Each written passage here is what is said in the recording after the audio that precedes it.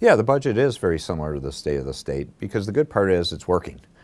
Michigan's making a strong comeback, and the theme in the state of the state was we've got a growing economy doing well, provides additional resources to make smart investments. Not spend, but make smart investments of taxpayer dollars. And so it's really following through on that, and the big themes are the ones you'd expect.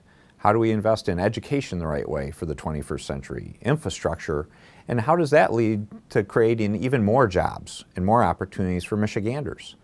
We have a lot of great career opportunities, but we need to do more on training. So it's those same themes. Let's keep it up.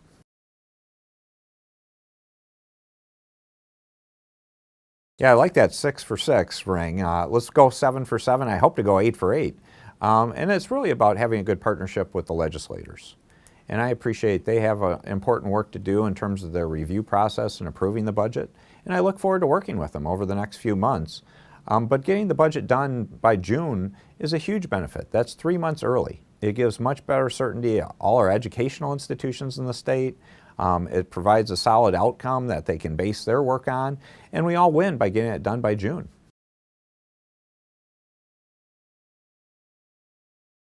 Yeah, there's 2 or 3 pieces to that. One of the things that we'd previously done that's going to start showing up is additional transportation funding. We'd done that a couple years ago. Now it's starting to kick in. And that's going to show up in this budget. So that'll lead to hopefully more and better roads in terms of better conditions for our roads in Michigan. In addition to that, out of the commission report was something about integrated asset management. I want to do a pilot on that, and there's budget resources for that, which is really the concept of instead of watching the road get torn up to do road work and then torn up to do water and sewer work and torn up to do utilities work and torn up to do fiber, let's figure out, can we just tear the road up once and do all that work at once? It'd be a huge savings for us.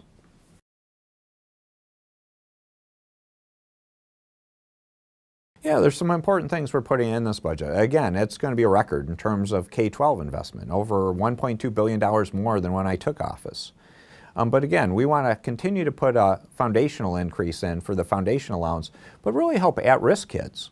The kids that are disadvantaged the most and probably need some additional assistance to be successful. So we're going to have budget resources for that. One of the things we're also suggesting is some additional resources for high schoolers. If you think about it, it costs more to go to high school than it does to elementary school, and we've never recognized that. Let's recognize, again, they need lab space for chemistry, biology, these sciences, other requirements. So let's put some resources aside to help them be more successful.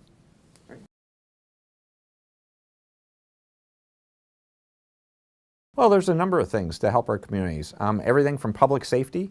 We're looking at a record number of state troopers in terms of the highest number in the last 15 years for public safety. That's important. But also in terms of stronger communities, some of the things we can do are really things like Project Rising Tide, about figuring out, putting aside some resources to help some of our challenged communities. We have 10 communities in the 10 regions of our state that we're doing some great work with. That hopefully are going to be graduating over the next year so we can go help 10 more communities in Michigan be successful. So let's keep this path up of finding about where are there places in need Michigan that we can make a difference with smart investments.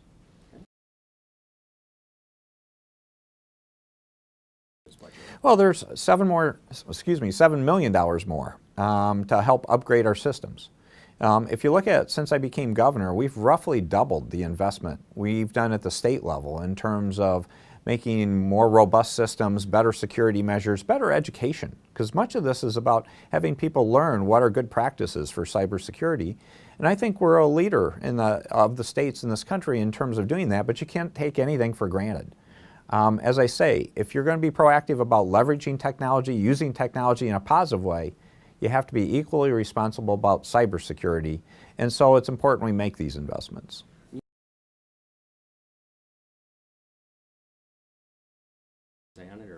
Well, this is just a great process in terms of doing the budget each year. It's something I'm proud of, and we've been recognized for having the best budget practices in the United States by a number of organizations, and that stands out because it does give better certainty and confidence, I hope, to all our citizens that we're wisely using taxpayer dollars in a way that can improve their lives. If we're not using those dollars right, we shouldn't ask for them. And so that's part of going 7 for 7 this year, and let's keep it up.